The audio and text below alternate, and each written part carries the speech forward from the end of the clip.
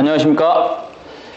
예, 전기기사 문제풀이 2과목 전력공학 2014년 1회 풀이를 시작하도록 하겠습니다. 네, 책을 먼저 보시면 문제 21번부터 시작하도록 하겠습니다. 자, 문제 21번을 보면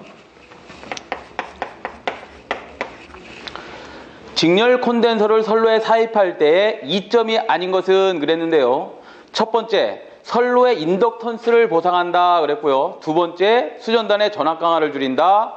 세 번째, 정태 안정도를 증가시킨다. 네 번째, 송전단의 역류를 개선한다 그랬는데, 자, 우리 직렬 콘덴서는 어떤 용도로 사용되는 것이죠? 직렬 콘덴서는, 자, 문제를 충실하면, 자, 장거리 송전 선로에는 뭐가 커진다? 킬로메타당에 뭐가 주어지죠? 임피던스 값이라는 게 있지? 임피던스에서의 X값이 거리가 길어지면 길어질수록 X값이 커지겠죠? 그 X값이 뭐예요? 유도성 리액턴스인데 이 유도성 리액턴스가 커짐으로써 뭐가? 전압 강화가 커지죠? 그것을 보상하기 위해서 어떻게 하는 거야? 장거리 송전선로에서는 직렬 콘덴서를 설치합니다. 자, 직렬 콘덴서의 목적은 이건데, 자, 1번부터 다시 읽어보면 선로의 인덕턴스를 보상한다. 이것은 맞는 것이죠? X라는 것이 뭐예요? X라는 것은 어떤 값을 갖고 있다? 오메가 L 값을 가지고 있다. 여기서의 L이 뭐예요? 몇 미리헬리다. 이런 헬리인 인덕턴스죠. 이 인덕턴스를 뭐하고 있어요? 보상한다. 누가? 직렬 콘덴서가. 두 번째, 수전단의 전압 강화를 줄인다 그랬습니다. 전압 강화 2를 보면 전압 강화 2라는 것은 계산식이 어떻게 되죠? 우리 2라는 것은 ZI다. Z 중에서 R 플러스 J의 X값이 있고 여기에 I의 코사인 세타 마이너스 J의 사인 세타인 값이 있더라. 여기서 이 X값을 보상해준다. 누가? 직렬 콘덴서가. 이 X값이 보상된다.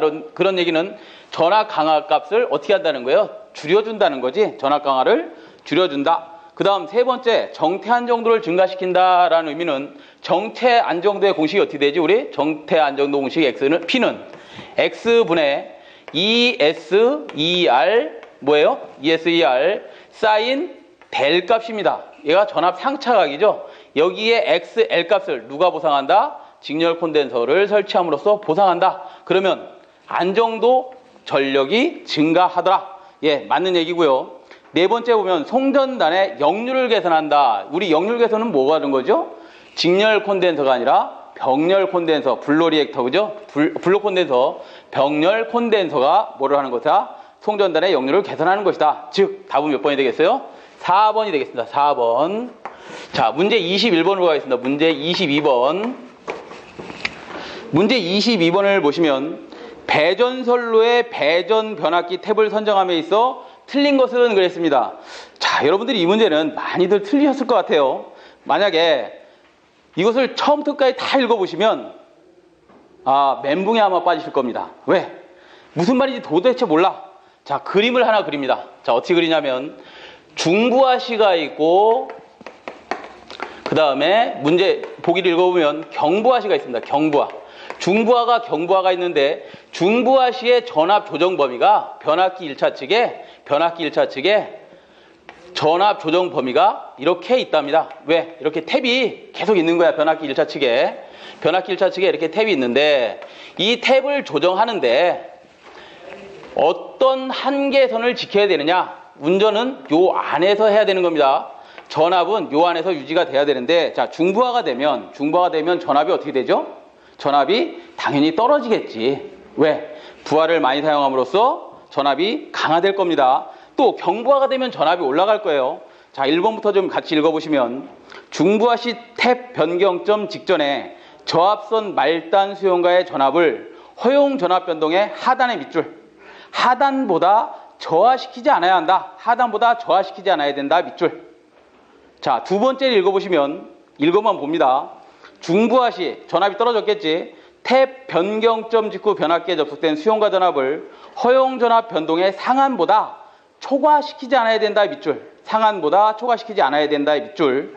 자, 무슨 소리냐면 1번을 보시면 하단보다 저하시키지 마라 이 말이에요. 이 안에서 운전해라 이 말이야.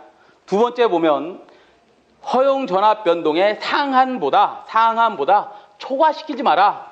전압을 어디서 변동시켜라? 탭 범위 안에서 운전해라. 이런 의미고요. 세 번째 보시면 경부하시입니다. 경부하시 중간에 최초의 탭 변경점 직전의 저압선 말단 수용과의 전압을 허용 전압 변동의 하단보다 밑줄, 하단보다 저하시키지 않아야 한다. 저하시키지 않아야 한다. 예, 맞고요. 네 번째 보시면 경부하시 탭 변경점 직후에 변압기에 접수된 전압을 허용 전압 변동의 하단보다 저하가 아니라 초과하지 말아야 된대. 초과하지 말아야 된답니다. 초과하지 않아야 안 된다. 즉 답은 몇 번이 되겠어? 4번. 다 누구야? 1번, 2번, 3번 다 어디를 얘기한 거예요? 이 안에서 운전해야 된다고 얘기했는데 4번만 어떻게 됐다? 초과하지 않아야 된다라고 했습니다. 그래서 답은 4번이 되겠네요. 4번. 자, 문제 23번으로 가겠습니다. 문제 23번. 배전선의 전력 손실 경감 대책이 아닌 것은 그랬습니다. 배전선의 전력 손실 경감 대책이 아닌 것은 그랬고요. 1번부터 좀 보겠습니다. 피더수를 줄인다. 2번, 역류를 개선한다. 세 번째, 배전 전압을 높인다. 네 번째, 부하의 불평형을 방지한다. 여러분들은 지금 관연도 문제풀이 하시는 분들 수준이 어떤 수준이냐면 정규 코스를 어느 정도 공부하셨고 책을 보신 분들이 문제풀이를 하는 것이기 때문에 제가 혼자서 어떤 문제를 한번 이것에 대해서 수식으로 증명을 해보겠습니다. 자, 수식으로 우리 PL이라는 놈은 3i 자승 r이죠. 여기서 3에다가 i는 어떻게 구하지? i는 루트 3v 코사인 세타분의 p로 i 값을 구하죠. 루트 3v 코사인 세타분의 뭐가 돼요? p 자승의 r이 됐겠지. 다시 좀 더 쓴다면 우리 루트 3의 자승을 하면 뭐가 되지? 3이 되는 거죠. 그러면 3, 3이 지워지나요? 자, 이걸 가지고 v 자승 코사인 자승 세타 분의 p 자승의 r로도 표시할 수 있겠죠. 다시 더 풀이를 해본다면 v 자승 코사인 자승 세타 분의 p 자승의 r이라는 게 뭐예요? 저항 r은 로우 단면적 a분의 길이 l이라고 표시할 수 있겠죠. 자, 여기까지 풀 수 있어야 합니다. 자, 요거까지 풀어놓고 한번 우리 보기를 한번 보자. 보기를 보시면 역류를 개선하면 전력 손실이 경감됩니다. 역류를 개선하면 자승에 반비례하면서 전력 손실이 어떻게 된다? 줄어들겠지. 당연히 개선이 됩니다. 2번은 맞고요. 3번 배전 전압을 높인다. 배전 전압을 높이면 자승의 전력 손실과 뭐한다? 반비례하면서 전력 손실이 어떻게 되는 거지? 경감이 되더라. 좋습니다. 4번 부하의 불평형을 방지한다. 자, 이건 좀 다른 얘기네요. 부하의 불평을 방지한다. 풀이를 한번 좀 볼까요? 우리가 부하가 예를 들어서 평형되어 있다. R상, S상, T상에 10A가 흐른다. 10A가 흐른다. 이때에 전력 손실을 한번 계산해 보자. 전력 손실을 계산해 보면 어떻게 되겠어요? I 3자 빼더라도, 자, 우리 3자는 상수니까 3, I 자승 R에서 3자 빼고 다 상수로 돼. 이거 상수. 전류값을 한번 보자. 전류값 보면 10의 뭐가 되는 거지? 자승 플러스 10의 자승 플러스 10의 자승이 어디에 흐르는 거야? 부하에 흐르는 전류값이 되죠. 요거를 다 계산해 보면 100이 되니까 얘가 얼마야? 300A의 전력 손실이 비례하고 있죠. 자, 그런데 예를 들어서 만약에 이렇게 흐른다고 보자. 전류가 여기는 10A 흐르는데 R상에는 S상에는 15A 흐른다고 보고 T상에는 5A가 흐른다고 봅시다. 자, 이렇게 됐을 때 우리 PL은 뭐에 비례한다 그랬어? I 자승에 비례한다 그랬으니까 이걸 계산해보면 I 값이 어떻게 계산돼요? 10의 자승 플러스 15의 자승 플러스 얼마? 5의 자승이 되겠지. 자, 이거 계산해보면 300A가 나오면 되는데 300A가 나오는 게 아니라 100 플러스 15면 얼마예요? 자승이면 225A가 흐르는 거지. 플러스 5, 25. 이거 다 계산해보자. 계산해보면 얼마예요? 얘는 250에다가 얼마가 되는 거야? 총 다 더하면 350A가 흐르죠. 자, 부하가 평형되어 있을 때는 몇 암페어의 전력 손실이 비례하는 거예요? 300암페어에 비례하지만 얘가 만약에 부하에 불평이 생겼다. 10암페어, 15암페어, 5암페어가 흘렀을 때는 얼마에 비례한다? 전력 손실이 350암페어에 비례한다. 결국 4번을 보면 부하의 불평형을 방지해주면 이렇게 불평형이 되지 않게 이렇게 평형을 맞춰준다면 전력 손실이 어떻게 된다? 경감되더라. 그런데 1번을 보시면, 보기 1번을 보시면 배전선의 전력 손실 경감 대책이 될 수 있는지 한번 보자. 피더수를 줄인다. 피더수를 줄인다는 얘기는 뭐예요? 전력 손실을 줄이기 위해서 뭐 하겠다는 거야? 부하를 쓰지 말라는 거하고 똑같은 거죠? 그래서 답은 몇 번이 되는 거야? 답은 1번이 되겠네요. 1번. 자, 문제 24번으로 넘어가겠습니다. 자, 문제 24번 보시면 파동 임피던스가 Z1 500ohm이랍니다. Z2는 300ohm이다. 파동 임피던스가 뭐예요? 파동 임피던스? 파동 임피던스가 뭐라고 배웠어? 우리 특성 임피던스. 특성 임피던스. 특성 임피던스도 뭐야? 선로 고유의 뭐야? 선로 고유가 갖고 있는 임피던스 값이죠. 이것은 뭐야? 우리가 Z오메가는 이렇게 썼었죠. Z0는 또는 Z오메가는 루트 뭐분의 뭐? Y분의 Z로 표시했었다. 자, 그럼 다시 써보면 Y는 G 플러스 J의 뭐? B분의 뭐라고요? Z는 R 플러스 J의 X로 표시할 수 있다. 자, 우리 송전선로에서는 R은 어떻다? X에 비해서 대단히 적다. 또는 G는 B에 비해서 서셉턴스에 비해서 어떻다? 대단히 적더라.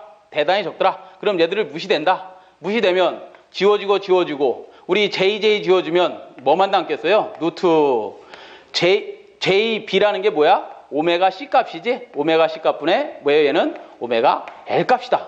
결국 오메가 지워지면 뭐만 남어? 루트 C분의 L이다.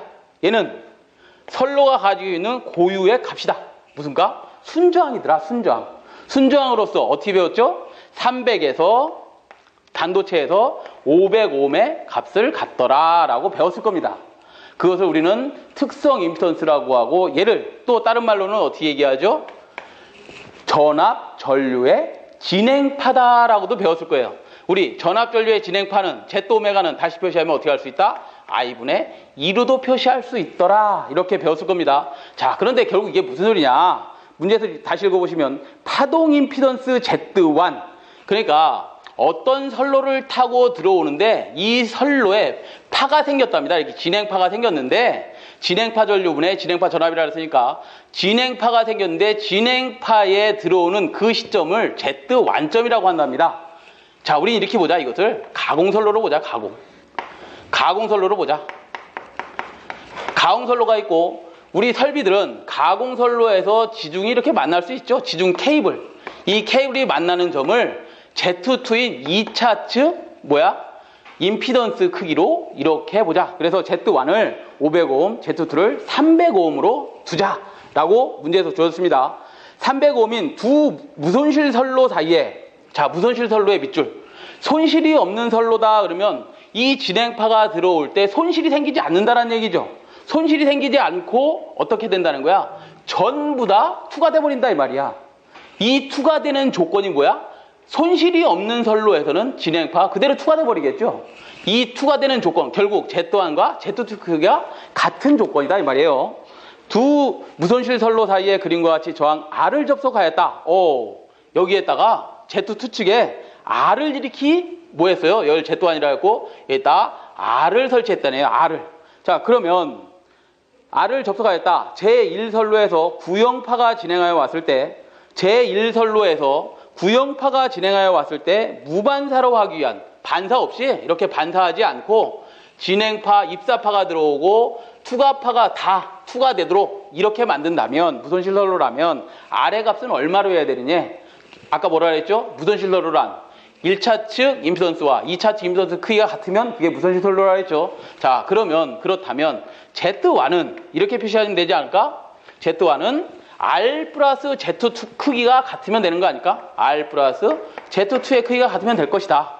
여기서 뭘 구하라 그랬어요? R의 크기를 구하라 그랬나? R의 크기를 구하시오. 그러면 R은 어떻게 하면 되는 거예요? Z1에다가 뭐? 마이너스 Z2 해주면 되는 거 아니야? 그죠? 그러면 Z1이 얼마? 500옴이라 그랬고 Z2는 얼마? 300옴이라 그랬나요? 그러면 이것은 200옴이 답이 되겠네. 답 몇 번에 있죠? 답 2번에 있네. 2번. 무손실 선로다 그러면 무반사다. 반사가 되지 않는다. 반사가 되지 않는 조건은 뭐예요? Z1과 Z2의 크기가 같으면 무손실 선로가 되는 것이다 라고 말씀을 드렸습니다. 자, 25번을 풀겠습니다. 25번. 자, 25번을 보시면 25번은 그림의 F점에서 삼상 단락고장이 발생했답니다. 삼상 단락고장이 발생했답니다. 그림을 좀 참고하십시오. 그림의 F점, 삼상 단락이 발생하였다. 발전기 쪽에서 본 삼상 단락 전류는 몇 카가 되는가 그랬습니다. 다시요. 삼상 단락 전류는 몇 카가 되는가 그랬습니다. 가로 열고 단. 154kV 송전선의 리액턴스는 154kV 송전선의 리액턴스는 1000메가옴을 기준으로 하여 2%파 킬로미터당이다 라고 말씀을 드렸네요. 자, 그림을 좀 같이 참고하시고요. 자, 25번 문제를 풀어보시면 우리가 여기서 뭐 구하라 그랬어요? 단락 전류가 몇 카가 되는지를 구해보랍니다. 또는 이 문제뿐만 아니라 단락 용량을 계산하는 문제가 주어질 수도 있습니다. 자, 이런 두 가지를 구하라고 할 때는 가장 먼저 기본이 되는 게 있어요. 단락을 계산할 때는, 이 크기들을 계산할 때는 첫 번째 여러분들이 어떤 플로우를 알고 계셔야 돼. 플로우를 알아야 되는데 첫 번째 해야 될 일이 뭐냐? 기준 용량을 먼저 결정합니다. 기준 용량을 결정한다 그랬어요. 여러분들 마음대로 기준 용량을 결정하시면 됩니다. 근데 우리 책에서는, 문제에서는 뭐라고 그랬어? 기준 용량을 1000MVA로 하랍니다. 어쩔 수 없이 우리 기준을 1000MVA로 하기로 하죠. 두 번째 해야 되는 플로어가 있습니다. 뭘 해야 되냐면 기준 용량에 대해서, 기준 용량을 정해놨으니까 기준 용량에 대해서 나머지 기기들을 전부 다 뭐 해야 된다? 퍼센트 임피던스를 환산시켜도 됩니다. 두 번째 해야 될 일이 뭐라고요? 퍼센트 Z를 환산한다. 환산. 누구에 대해서? 기준 용량에 대해서. 기준 용량에 대해서 환산한다. 자, 세 번째 해야 할 플로어가 있습니다. 세 번째 뭘 해야 되느냐? 우리 퍼센트 임피던스를 환산했으면 그걸 가지고 맵을 그립니다. 맵이 뭐야? 지도를 그립니다. 지도. 네 번째 해야 될 일이 있어요. 네 번째 뭘 해야 되냐? 맵을 그린 것을 가지고 퍼센트 임피던스 토탈을 냅니다. 토탈을 낸다는 게 뭐야? 퍼센트 임피던스를 다 합산을 해야 됩니다. 다섯 번째 해야 될 일이 있어. 다섯 번째. 그게 뭐야? IS를 계산하고 그 다음에 PS를 계산합니다. 자, 그런데 우리가 또 알아야 될 공식이 있죠. 여기서 IS와 PS를 계산해야 하는데 IS는 공식이 어떻게 되지? IS는 퍼센트 임피던스가 주어졌을 때의 IS 계산을 어떻게 한다? 퍼센트 Z분의 100에 IN으로 계산한다. PS는 어떻게 계산하죠? 퍼센트 임피던스가 주었을 때 퍼센트 Z분의 100에 PN으로 계산한다. 자, 퍼센트 임피던스가 안 주어졌어. 퍼센트 임피던스가 안 주어지고 오hm 값으로 주어졌을 때의 IS는 어떻게 계산한다? IS는 Z분의 뭐로 계산한다? 2로 계산한다. 여기서의 Z는 우리가 정상분 임피던스를 얘기하는 것입니다. 자, 우리 단락고장이다. 이것은 평형고장이야. 이런 평형고장에서는 우리가 이 공식을 쓸 수 있지만 1선지락이라든가 2선지락 또는 뭐예요? 선간 단락 이런 것들은 뭐가 되는 거야? 평형고장이 아닌 불평형고장이죠. 이런 불평형고장은 이 계산식으로 계산할 수 있다 없다? 없습니다. 어떻게 계산해야 돼? 대칭자법표를 이용해야 되겠죠. 지금 대칭자법표 이용하라는 문제가 아니니까 어떤 거 가지고 계산한다? 이 공식 가지고 계산을 하면 된다. 또 퍼센트 임피던스가 주어지지 않았을 때 PS는 어떻게 계산한다? 상계수 곱하기 상계수가 뭐예요? 단상이다 그러면 1을 곱해줘야 되고 삼상이다 그러면 무엇을 곱해준다? 루트 3을 곱한다. 전격 전압 곱하기 그 다음에 뭐? 전격 차단 전류를 곱해주면 되는 것이다. 그 중에서 우리는 문제에서는 IS 값을 계산하라 했고 퍼센트 임피던스를 다 계산할 수 있게 문제에서 주어졌으니 이 문제는 어떻게 계산하는 게 맞는 거예요? IS는 퍼센트 Z분의 100의 IN으로 계산하시면 되겠죠. 자, 문제를 이제 풀어나갑니다. 첫 번째 기준용량 결정하라 그랬습니다. 기준용량을 결정했다. 두 번째 퍼센트 Z를 환산하라 그랬다. 환산 한번 해보자. 자, 송전선의 리액턴스를 1000MVA를 기준으로 했을 때 2%라 했으니까 우리가 퍼센트 Z G 것도 뭐로 해야 된다는 거야? 송전선로에 대해서 환산을 시켜야 되겠죠. 자, 그럼 환산 한번 해보자. 첫 번째 뭐를 환산하자? 첫 번째 퍼센트 Z 어디 거 발전기 거를 환산해보자. 어떻게 하는 거야? 누가 분모? 누가 분자? 누가 분모예요? 자기 용량이 분모에 들어가고 기준 용량이 어디로 들어간다? 분자에 들어가겠지. 분모에 들어가는 자기 용량이 발전기는 얼마로 주어졌어요? 500MVA로 주어졌지? 500MVA 분해. 기준을 얼마로 하자고? 1000MVA 기준을 하자. 곱하기 자기의 지금 발전기의 퍼센트 임피던스가 몇 프로 주어졌어? 25% 주어졌답니다. 이거 환산하면 새로운 퍼센트 ZG 1000MVA에 대해서 환산한 ZG-는 얼마예요? 풀이를 좀 잠깐 참고하시면 50%랍니다. 자, 두 번째. 또 어떤 거 환산해야 돼? 발전기 뒤에 뭐가 있어요? 변압기가 있죠? 변압기 한번 보자. 변압기는 11kV에 154kV 500MVA의 15%짜리랍니다. 그럼 이것도 선로의 리액턴스에 대해서, 임피던스에 대해서 환산을 해줘야 되겠지. 그럼 퍼센트 Z TR이라고 하자, 우리 TR. TR은 자기 용량이 얼마라 그랬어요? 500이라 그랬고, 기준 용량은 얼마 잡았어? 아까 문제에서 1000MVA 잡았으니까 곱하기 변압기의 퍼센트 리액턴스, 퍼센트 임피던스는 얼마? 15%. 자, 이거 계산하면 30%가 나온답니다. 세 번째, 우리가 송전선이 바로 나오는데 송전선은 환산할 필요가 있는 거예요? 없는 거예요? 있어 없어? 자, 다시 한번 읽어보면 154kV 송전선의 리액턴스는 1000MVA 기준 2%라고 했습니다. 2%라고 했는데 송전선을 한번 이렇게 잘 쳐다보시죠. 킬로미터당 2%라 그랬고 송전선의 총 길이가 얼마 주어졌어? 20km 주어졌으니 어떻게 해야 되는 거야? 얘도 어떤 환산을 거쳐야 되는데 퍼센트 L 다시라고 하자. 직계 2%랍니다. 그게 몇 킬로미터 있다는 거야? 몇 킬로미터? 20km가 있답니다. 킬로미터당 값이니까 20km를 곱해야 되겠지. 그러면 얘가 몇 프로? 40%가 되나요? 40%. 40%가 될 것이다. 자, 그 다음에 뭐 하라 그랬어? 퍼센트 임피던스를 기준에 대해서 환산을 해놨으면 맵을 그리랍니다. 맵은 어떻게 그리라는 거야? 여기에 뭐 있었어? 발전기가 있었고, 그 다음에 변압기 있었고, 그 다음에 선로가 있습니다.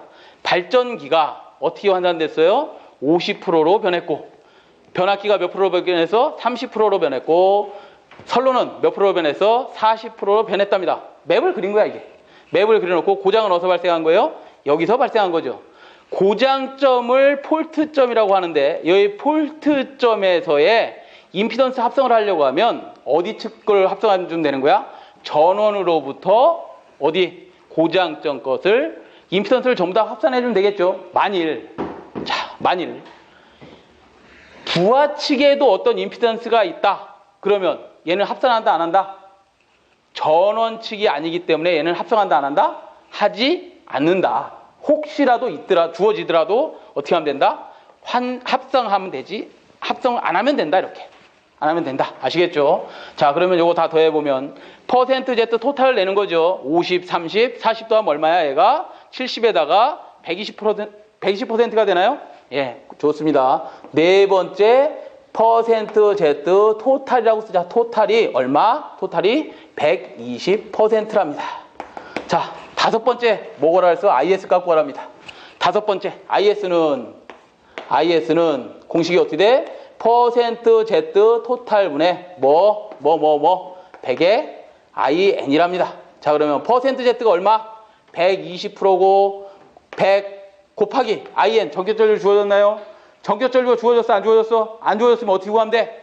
전격전류는 단상이면 누상 곱한다? 안 곱한다? 안 곱하고 V분의 뭐로 들어가면 돼? P 균용량 들어가면 되겠지? 그렇지만 여기서 뭐야? 3, 4이니까 루트 3 V 분의 P가 되겠죠? 자, 그러면 다시 써보자. 그러면 120분의 얼마? 100 곱하기 루트 3 곱하기 전압이 얼마예요? 전압 얼마 주어졌어요? 11kV가 주어졌어요? 11kV. 11kV 넣어야 돼? 154 넣어야 돼? 자, 11kV를 넣어주면 11kV를 넣습니다. 11kV를 넣는데 여기다가 볼트로 다 환산하지 말고 PN이 1000MVA가 주어졌으니까 얘를 KVA로 바꾸면 되겠지? 맞아요? 자, 그러면 1000 곱하기 얼마 해주면 돼? 10의 몇 승만 해주면 KVA가 되는 거야? 10의 몇 승? 3승만 해주면 되겠지? 자, 이렇게 계산하면 내가 계산을 했더니 얼마다? 뭐 우리 프리에서는 10의 3승을 해주고 또 10의 6승을 해줬는데 그럴 필요가 없다. 얘가 뭐라 그랬어? 킬로볼트였고 얘가 이제 KVA로 환산된 거니까 킬로 지워지고 볼트 지워지면 결국 뭐만 남는 거예요? 암페어만 남는 거죠. 자, 그러면 이걸 계산했더니 43,740암페어가 나온답니다. 43,740암페어가 나온다네. 호호. 문제를 봤더니 얘가 카를 구하래, 카. 그러면 암페어를 카로 바꿔야 된다. 그럼 10에 몇 승 해줘야 되는 거야? 10에 마이너스 3승이에요? 10에 몇 승이야? 3승이야? 마이너스 3승이야? 당연히 마이너스 3승이 되겠지. 자, 그러면 얼마? 마이너스 3승 해주면 43.7카가 나오겠네요. 그죠? 43.7카. 단 몇 번? 1번에 있습니다. 1번. 자, 조금 오래 걸리는 문제긴 하지만 이 정도 문제가 이제 여러분들 실기에 가시면 상당히 많이 출제가 되는 문제다. 그래서 꼭 풀어보셔야 되는 문제입니다. 다음 26번으로 가겠습니다. 문제 26번. 26번에 가시면 1차 변전소에서 가장 유리한 삼권선 변압기의 결선은 그랬는데 우리 삼권선 변압기는 단권 변압기 몇 대 가지고 3대 가지고 삼권선 변압기를 만들어 놓은 거죠. 그 삼권선 변압기를 만들어 놨는데 자, 어떻게 만들어 놨냐? 우리 변전소에 가면 이렇게 1차 측에 Y, 2차 측도 Y, 3차 측은 뭐? 델타 결선을 만들어 놓고 1차 측도 역시 수전을 받을 거 아니야? 변전소가 있으니까. 예를 들어서 154kV를 받아서 또는 2차 측은 Y결선에서 배전선로를 만든다 그러면 얘가 몇으로? 22,900으로 변화를 하겠죠. 이렇게 변성을 할 것이고 우리나라 변전소들은 다 뭐 해놨어요? 이렇게 직접 접지해놨죠. 직접 접지. 그럼 얘는 뭐 하는 거냐? 얘는 델타결선은 델타결선은 뭐 한다? 고장이 발생했다 또는 어디 전력 변환 장치가 있는 데서 뭐가 발생하죠? 삼고조파가 발생할 것이다. 삼고조파는 이쪽으로 넘어가면 1차 측으로 넘어가게 되면 발전기 측에 영향을 줄 것이다. 발전기에 들어가면 고조파 전류가 상당히 악성이죠. 악성. 삼고조파라는 게 상당히 악성 고조파입니다. 그 악성 고조파들이 발전기에 들어가면 발전기 보호계전기들을 오동작시키고 이런 것들 하기 때문에 절대 고조파가 넘어가지 않게 델타 결선을 만들어 놓고 델타 결선 내부를 뭐하게 만들어 놨어? 순환하게 만들어 놨다. 그래서 얘를 우리 또는 얘 뭐할 때 사는 거야? 상고조파 제거용으로 사용하지만 또 변전소에 가면 우리 전력용 콘덴서라든가 블로리액터라든가 이런 것들을 어디다 설치하는 거예요? 3차 측에 설치해서 조상기로 사용하는 거죠. 조상기로 사용하기 때문에 이렇게 삼권선 변압기를 만들어 놓았다. 그래서 우리가 1차 변전소에서 가장 유리한 삼권선 변압기의 결선은 역시 3번에 나와 있는 YY 델타 결선을 만들어 놨다. 이렇게 보시면 되겠고요. 27번으로 가시면 문제 27번으로 가시면 다음 중 환상선로의 단락보호에 주로 사용되는 개전 방식은 그랬는데요. 풀이를 좀 같이 참고하겠습니다. 자, 전원이 2군데 이상 같은 내용이네요. 밑에 것도 전원이 2군데 이상 환상선로의 밑줄 환상선로. 자, 환상선로라는 게 뭐죠? 환상 망이 됐다 이렇게 환상으로 짜놓고 여기에 전원이 있다 또는 이쪽에도 전원이 있다. 이런 선로에서의 보호 방식은 뭘로 해야 되느냐? 단락보호는 뭐로 하느냐? 이걸 물어보는 겁니다. 방향 거리 계전기를 가지고 단락보호를 하더라. 풀이 두 번째 나와 있는 방사선로의 단락보호, 방사상식. 방사상이라는 게 뭐냐면 우리 변전소에서 부하가 있더라. 그냥 직진. 어디서부터 어디까지? 변전소에서부터 어디까지? 부하까지 선로를 그냥 바로 주더라. 이런 것이 방사상입니다. 방사상 선로의 단락보는 뭐로 하느냐? 전원이 두 군데 있을 때는 방향단락 계정기와 과전류 계정기를 조합해서 사용합니다. 문제에서는 환상선로 보호라 그랬으니까 다음 몇 번? 2번이 됩니다. 2번. 자, 그 다음 28번으로 가시면 28번은 각 전력계통을 연계할 경우에 장점으로 틀린 것은 그랬습니다. 자, 연계한다는 게 뭐죠? 연계? 병렬로 연결을 한다 이 말이야. 병렬로 연결을 왜 하는 거죠? 병렬로 연결을 하면 자, 우리 이런 걸 배우셨을 겁니다. 자, 문제 28번은 이런 걸 배우셨을 거야. 자, 우리 비정수는 임피던스다. 그 임피던스 값은 1회선 송전할 때보다 2회선을 송전하게 되면 그 임피던스 값은 어떻게 된다? 2분의 B로 줄어들더라. 이것들을 계속 더 병렬로 다 연결을 한다면 병렬로 연결하는 수만큼 뭐가? X값이 줄어들 겁니다. 그래서 연계를 하는 것이다. 연계. 이렇게 안정하게 운전하려고 연계를 하는데, 자, 1번부터 읽어보면 각 전력계통의 신뢰도가 증가한다. 여기서 고장이 났어?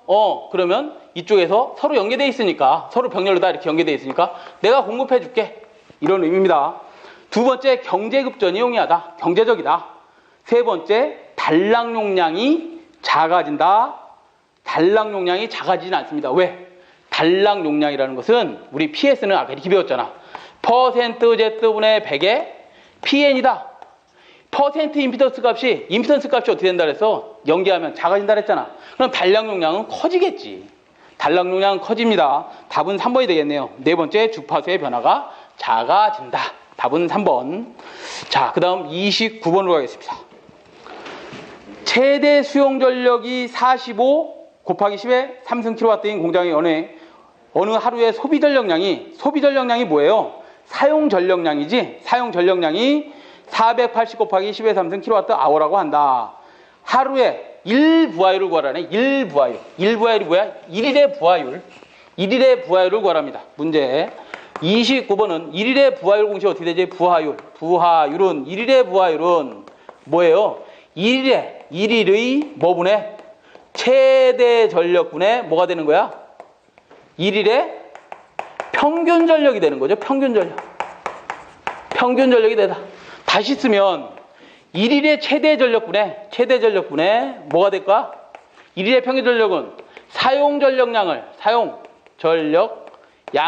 어떻게 한다? 1일의 시간으로 한다는 거죠. 자, 그러면 여기다 다 한번 대입을 해보자. 부하율 구하라 그랬으니까 최대 전력이 얼마예요? 45 곱하기 10의 몇 승? 3승. 단위 보자. 단위. 킬로와트랍니다. 아, 좋다. 킬로와트. 사용 전력량은 얼마? 480 곱하기 10의 3승인데 얘를 24시간으로 나눠야지만 1일의 부하율을 구할 수 있답니다. 자, 이렇게 계산을 하면 곱하기 당연히 100%를 해줘야 되겠죠. 100% 해주면 44.44%가 나온답니다. 답 몇 번? 3번에 있네요. 자, 30번으로 가겠습니다. 30번. 자, 문제 30번을 보시면 유효접지네요. 유효접지 계통에서 피력의 전격 전압을 결정하는 중요한 요소는 참 어려운 문제가 나왔네요. 유효접지가 뭔지 먼저 설명을 드리면 유효접지란 뭐라 그랬어요? 유효접지란 일선지락시 그냥 듣기만 하십시오. 건전상 전위 상승이 평상시 Y전압, 상전압에 대지전압에 몇 배? 1.3배가 넘지 않도록 전위 상승이 평상시 Y전압, 상전압에 1.3배가 넘지 않도록 접지 임피던스를 조절하여 접지하는 방식을 유효접지라고 한답니다. 그 유효접지 안에 들어가는 것은 딱 하나 정도 있는 거죠. 우리나라는 직접접지. 그래서 우리나라는 전부 다 직접접지가 되어 있는데 유효접지 계통에서 피력의 전격 전압을 결정할 때 중요한 요소가 뭐냐요? 중요한 요소를 보면 첫 번째 중요한 요소가 있습니다. 그게 뭐냐면 지속성 이상 전압.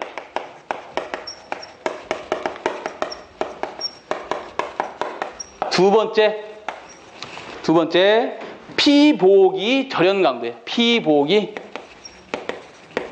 절연 강도. 세 번째, 개통절연의 개통의 절연 협조입니다. 절연 협조. 자, 네 번째, LA를 어디다 설치하느냐? 설치 위치. 설치 위치가 뭐를 결정한다? 뭐를 결정한다? 피레기 정찰압을 결정하는데 중요한 요소입니다. 선생님, 답이 없는데요? 답이 없습니다. 어디에 있느냐? 지속성 이상 전압에는 가장 중요한 게 뭐다? 일선지락 시 건전상 전위 상승이 있다. 일선지락이 생기면 건전상의 전위가 상승되는데 그게 지속적으로 일어나고 있더라 이 말이에요. 또 뭐가 있다? 지속성 이상 전압에 페란티 현상, 그 다음에 또 뭐가 있어요? 발전기 여자 현상 등등이 있더라. 자, 문제를 읽어보면 결정하는데 가장 중요한 요소가 뭐라 그랬어? 4번에 보시니까 일선지락 시 건전상 대리전위 어떤 거 이거 이게 가장 중요하더라.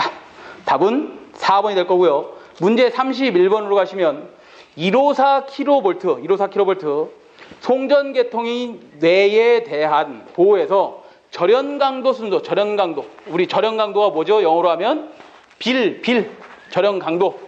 빌이 뭐예요? 다시 얘기하면 기준 충격 절연강도다. 베이직 임펄스 인슐레이션 레벨을 얘기하는 것이다. 베이직 임펄스 인슐레이션 레벨을 얘기하는데 가장 경제적이고 합리적인 것은 그랬습니다. 자, 몇 번에 있나요? 우리 B를 정할 때 이렇게 정하지? B를 정할 때 어떻게 정한다? B를 정할 때는 이렇게 정하네요. 이 빌은 기준충격 절연 강도는 빌은 뭐보다 커야 된다? 이건 뭐야? 기기의 빌이기 때문에 기기의 기준충격 절연 강도이기 때문에 누구를 기준으로 한다? LA의 뭐를? 제한전압을. 피렉이 제한전압을 기준으로 여기 있다. 여유를 고려해서 기기에 뭘 정하고 있다? 기준충격 절연 강도를 정하고 있는데 그 순서가 어떻게 되느냐?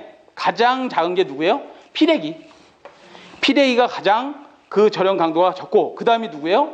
변압기를 보호하는 거지. 피레기가 변압기. 그 다음 누구? 기기 부싱 또는 결합 콘덴서, 선로 애자 이런 순서로 되어 있습니다. 풀이를 조금 참고하시기 바라겠고요. 자, 답은 1번이 되겠네. 1번. 32번으로 가겠습니다. 32번. 자, 32번 가시면 다음 중 가공 송전선에 사용하는 애자련 중 전압 부담이 가장 큰 것은 어디냐 그랬어요. 전압 부담이 가장 큰 곳은 어디예요? 전선에 가장 가까운 곳. 전압 부담이 가장 적은 것은 어디야? 전선으로부터 몇 분의 몇 지점? 3분의 2지점. 지지물로부터 몇 분의 몇 지점? 3분의 1지점이 전압 분담이 가장 적고 그 다음 전압 분담이 적은 곳은 어디예요? 철탑으로 지지물로부터 가까운 애자. 그죠? 가장 전압 부담이 큰 건 어디라고 그래서? 전선으로부터 가장 가까운 곳. 답 몇 번? 1번에 있네요. 32번은 1번. 33번으로 갑니다. 자, 33번을 보시면 3상 3서식 송전선로가 소도체 2개의 복도체 방식으로 되어 있다. 복도체. 소도체의 지름 8cm, 소도체 간격이 36cm, 등가 성간거리 120cm인 경우에 다 cm로 되어 있으니까 단위 환산할 필요가 없어서 일단 좋다. 자, 이 경우에 복도체 1km의 인덕턴스 값을 구하랍니다. 인덕턴스 값을 구하라는데 우리가 인덕턴스 값은 어떻게 계산하는 거야? 인덕턴스 L은 단도체다 그러면 0.05 플러스 0.4605 로그 11m라는 R분의 D다. 자, 그런데 여기서는 뭐예요? 복도체가 주어졌어. 2개의 복도체로 되어 있죠. 복도체에서의 L 값은 작용 인덕턴스 L은 어떻게 구한다? N분의 도체수의 0.05 플러스 0.4605 로그 11m라는 R이 등가 뭐가 들어가야 돼? 반지름이 들어가야 되고 D는 등가 성간거리가 돼야 되는 거죠. 자, R은 두 가닥일 때 어떻게 구한다? 루트 RS로 구한다. 분해 D 다시가 들어가면 되는데 D가 그냥 어차피 등가 성간거리가 주어졌으니까 그대로 D 다시 그대로 넣어주면 되겠네요. 문제에서는. 자, 그럼 이걸 다시 보면 L이 얼마예요? 몇 도체? 2도체니까 2분의 0.05 플러스 0.4605 로그 11m라는 R이 얼마? 루트 얼마? 4. 뭐가 4예요? 자, 문제에서 보시면 소도체 지름이 8cm라 그랬으니까 당연히 반지름 들어가라 했잖아. 그러면 4 곱하기 얼마? 소도체 간격 36cm 들어가면 될 거죠? 그죠? 36분의 얼마 등가성어리 120이다. 단위 환산할 필요 있다 없다? 다 cm니까 할 필요 없는 거지. 자, 이거 계산하면 얼마? 0.4855가 나온답니다. 답 1번이 나오는데 이거 계산하는 계산기도 못 눌러. 시험장 가면 뭐부터 해야 돼? 이걸 먼저 계산하고 그 다음에 록을 이렇게 때려야 되지. 첫 번째, 그 다음에 이 값이 나오면 그 다음에 노고 얼마 이렇게 눌러야 되지. 두 번째, 그 다음 이거에 곱하기 얼마 해야 돼? 0.460 해야지. 플러스 얼마 하는 거야? 이제 요거 0.025 해야지. 이렇게 해야 답이 나오지. 답도 안 나와. 답도 공식 다 아는데. 자, 34번으로 갑니다. 34번에 가시면 송배전 선로에서 전선의 진동으로 인하여 전선이 단선되는 것을 방지하기 위한 설비가 뭐예요? 진동 방지다. 그럼 누구야? 댐퍼. 답이 3번이 되겠네. 3번. 35번. 화력발전소에서 제열기의 사용 목적은 그랬습니다. 화력발전소는 자, 볼까요? 화력발전소 제열기가 뭐야? 제열기. 이런 거지. 자, 과열기가 있고 보일러가 있습니다. 보일러가 있고 과열기에서 나온 증기가 약 530도에서 580도 정도 되는 이 증기가 어디에 들어가는 거예요? 터빈에 들어갑니다. 먼저 터빈에 들어가는데 실질적으로는 우리가 하나만 그려서 그렇지 첫 번째 고압 터빈이라는 게 있습니다. 고압 터빈. 고압 터빈에 먼저 들어가서 터빈 날개를 돌리고 나면 얘가 일을 한 거잖아. 그 일을 하고 나면 온도가 떨어진단 말이야. 그 온도가 떨어진 것을 전체를 어떻게 해? 보일러 쪽으로 끌고 와서 다시 재가열하는 거야. 이게 제열기야. 그 제열기에서 가열한 것을 다시 어디다 넣어주는 거예요? 같은 축에 있는 어디에다가? 저압 터빈에다 다시 한번 넣어서 저압 터빈이 한 번 더 돌려주는 거지. 뭐를? 터빈 축을 돌려줌으로써 터빈 축에다 뭐 달려있어 나중에? 발전기 아마추어가 달려있겠지. 발전기 계좌가 달려있다 이 말이야. 계좌가 돌게 돼 있는 거지. 자, 발전기 계좌를 돌려주는 것이다. 그 다음 저압 터빈에서 일을 하고 나온 놈이 어디 들어가는 거야? 복수기로 들어가면서 그 증기가 뭘로 바뀌어? 복수기, 저 바닷물에서 물 갖고 올 거 아니야? 4도쯤 되는 이 물을 복수기에서 순환시켜서 바다에 버려놓으면 이게 처음에 증기가 들어갔다가 얘가 뭐가 되는 거야? 물이 쫙 쏟아져서 걔가 파이프를 타고 다시 어디 가는 거예요? 보일러 쪽으로 다시 들어가는 거였지. 중간에 뭐가 당연히 있겠어. 급수가 일부 썼으니 어떻게 될 거야? 급수를 다시 공급도 해주는 놈들이 필요할 것이고 중간에 이 급수를 데펴주는 뭐 절탕기라든가 이런 것들도 필요하겠죠. 이것을 우리는 제열기의 사용이다. 그래서 제열기라는 것은 방금 뭐라 그랬어? 3번에 보면 증기를 다시 뭐 해준다? 증기 전체를 가열시켜주는 거다. 이게 제열기의 역할이다. 이런 말씀을 드렸어요. 답 몇 번? 3번이다. 자, 36번으로 가겠습니다. 36번. 송전선로의 안정도 향상 대책과 관련이 없는 것은 그래서 36번에 보시면 안정도다. 안정도가 뭐야? 안정도. 계통에 어떤 이상이 발생하거나 고장이 발생하더라도 어떻게 한다? 각 발전기들이 자기 동기를 유지하면서 안정하게 운전되는 정도를 우리 안정도라고 하죠. 안정도는 종류가 뭐 있어? 정태한 정도, 동태한 정도, 과도한 정도로 분리하죠. 그 안정도가 향상돼야 되는데 그 안정도 향상 대책이랍니다. 향상 대책과 관련 없는 것을 찾아야 1번부터 봅니다. 1번에 보시면 속여자 방식을 사용한다. 속여자 방식이 뭐야? AVR을 사용해서 1차 측에 전압 떨어지는 것을 뭐 해주겠다? 빠르게 보상해주겠다. 전압 안정하려고 AVR을 사용하죠.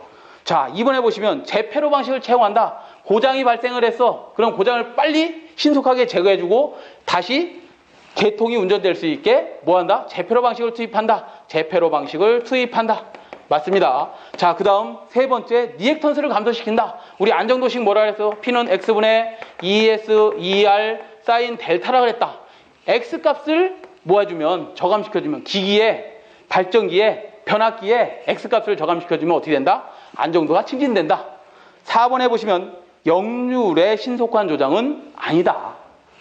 역률의 신속한 조정은 답이 될 수 없다. 답은 4번이 됩니다. 자, 안정도를 향상시키는 가장 좋은 방법은 네 가지입니다. 크게는 첫째보다 리액턴스를 저감한다. 그 다음에 고장이 발생하면 고장 시간을 최대한 빨리 고장을 차단해버린다. 그 다음에 또 뭐예요? 전력을 평형시킨다는 거지. 그 다음 또 하나보다 전압을 안정시키면 되는 겁니다. 그래서 우리 간단하게 외우자. 어떻게? XLP, X값. XLP라는 거 들어봤잖아. 그죠? 우리 전기하시면서 XLP 들어봤을 거야.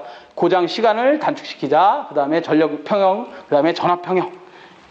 답은 4번이 될 거고요. 37번으로 갑니다. 문제 37번. 37번에 가시면 그림과 같은 삼상부부와 교류발전기에서 A상이 지락된 경우, 지락전류는 그랬어요. 지락전류. 우리 직접 접지에서 지락전류는 이런 거죠. 37번은 자, 송전선로가 이렇게 Y결선이 되어 있더라. 자, 그 다음 직접 접지되어 있다. 우리나라 송전계통은 YY 델타 직접 접지 사용하고 있습니다. 각 변전소에 가시면 다 직접 접지되어 있어. 이게 유효접지라며. 유효접지 범위 내에 있는 직접 접지로 되어 있는데 일선지락 고장이 발생을 했답니다. 일선지락 고장이 발생을 하면 그 지락 전류가 어디 들어가는 거야? 다시 직접 접지 타고 들어가겠지. 그때의 값이 얼마냐 이거야. 그때의 값이 얼마? 3I0다. 그런 말씀 들어봤을 거고 3I0인데 얘는 어떻게 되는 거야? I0라는 공식은 I0는 Z0 플러스 Z1 플러스 Z2분의 2A죠. 2A. 자, 그러면 다시 IG 일선 지락 전류를 구해보면 3I0라고 했으니 얘는 3에다가 I0가 얼마야? Z0 플러스 Z1 플러스 Z2분의 뭐예요? 2A다. Z0가 뭐야? 영상분 임피던스, 정상분 임피던스, 역상분 임피던스다. 이런 거죠. 이 세 개의 영향을 받더라. 답 몇 번? 3번에 있다. 38번. 자, 원자력 발전소에서 비등수형 원자로에 대한 설명으로 틀린 것은 그랬어요. 38번은 비등수형 BWR 방식이다. 비등수형. 우리가 가압수형 원자로다 그러면 뭐예요? PWR이다. PWR. 자, 그 다음 가압 중수형 원자로다 그러면 그게 뭐야? PHWR이다. 헤비워터 리액터예요. 헤비워터. 얘는 중수를 사용하는 것이고 얘는 뭐? 감속제로서 뭘 사용한다? 얘는 경수를 사용한다. 얘도 당연히 경수를 사용하는데 지금 BWR에 대해서 물어본 거지. 뭐? 비등수형. BWR은 틀린 것이다. 틀린 것을 찾아라 그랬습니다. 1번 연료로 농축우라늄을 사용한다. 맞습니다. 2번 감속제로서 지금 감속제 뭐 썼어? 경수, 중수, 흑연, 사라베릴륨 중에 경수를 사용하더라 이 말이야. 경수를 사용해야 됩니다. 답은 2번이네요. 3번 냉각제는 그럼 뭐 사용하느냐? 냉각제로는 뭘 사용하냐? 경수, 중수, 액체, 금속, CO2, 헬륨 이런 것들을 우리 냉각제로 사용합니다. 답 3번 맞고요. 4번 물을 원자로 내에 직접 비등한다. 물을 원자로 내에서 직접 비등한다 그랬는데 무슨 소리냐면 BWR은 연료가 이렇게 생겼습니다. BWR은 연료통이 밑에서 들어가 있어서 연료봉이 이렇게 들어가 있고 이 열이 증기가 어디에 이렇게 위에 증기가 만들어지고 그 증기를 빼내서 뭐 하는 거야? 발전기 돌리는 거야. 당연히 스팀 터빈이 있겠지. 스팀 돌린 다음에 스팀 터빈이 돌아가면서 발전기가 돌아가는 방식이 BWR 방식이다. 그럼 BWR 방식은 어떻게 되느냐? 연료봉이 위에서 들어가, 위에서. 그러니까 얘는 직접 증기를 사용하지 않고 어떻게 한다? 여기에다 뭐가 필요해? 증기를 열을 교환해주는 열교환기가 필요해. 열교환기가. BWR은 지금 우리 38번은 답은 2번이다. 2번. 그래서 PWR과 BWR은 구분을 할 줄 아셔야 된다. 우리나라에는 BWR이 있다 없다? 없습니다. 뭐만 있다? PWR과 PHWR만 있습니다.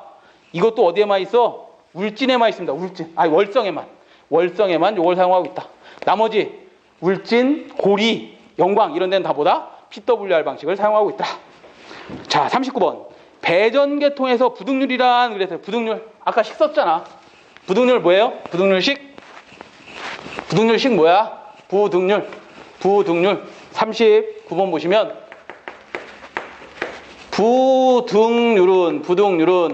부등률은 각 수요 최대 전력의 합을 뭘로 나눴다? 합성 최대 전력의 합으로 나눈 것이다. 몇 번에 있어요? 하도 많이 써봐서 여러분들 다 알잖아 이거. 그지? 다음 40번으로 가겠습니다. 40번에 가시면 부하전류 차단이 불가능한 부하전류의 밑줄 문제 40번.